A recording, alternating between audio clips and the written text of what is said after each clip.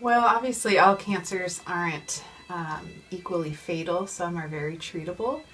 But I think just hearing the C word, cancer, is frightening for most people.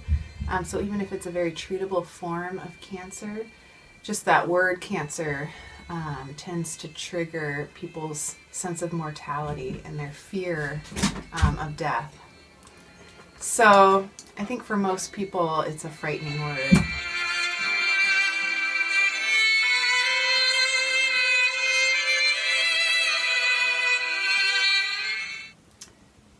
Recovering from a loss really takes time, and the three things that we know about recovering is time heals a lot of wounds, and people will find that they feel better slowly but surely over time.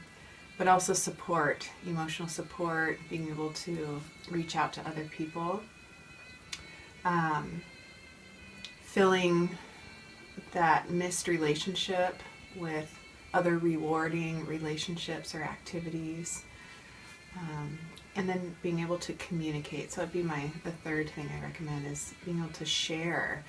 So a lot of times a support group, a grief group can be a place of being with other people who have experienced similar feelings and reactions and losses, and being able to communicate and put words to your experience is so tremendously healing. We know that psychologically speaking, being able to communicate what you're feeling is one of the best ways to cope.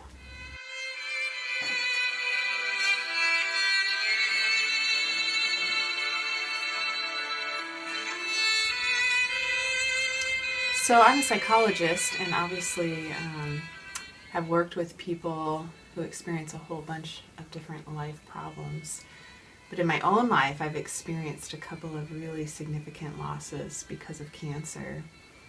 Probably the two most profound losses for me were my mentor, the professor who encouraged me to go on and become a psychologist, then hired me back as a professor at my alma mater. And my first year of teaching there, he was diagnosed with multiple myeloma. And so my second year as a professor of psychology, I watched him go through really horrific illness and treatments, and just saw his health degrade. And he literally passed away within about 13 months of his diagnosis. My other significant loss was my cousin, Matt, who's my age, husband and a father to two young children, and he was diagnosed with melanoma. It actually showed up as a black pinky fingernail, and he ignored it, and it went into his bone, and at that point was in his immune system. So they would scan his body, do a full body scan every 6 months, just hoping that it didn't show up somewhere else in his body. But within a few years of removing his pinky finger, it did show up first in his leg, then in his spine, and eventually in his brain.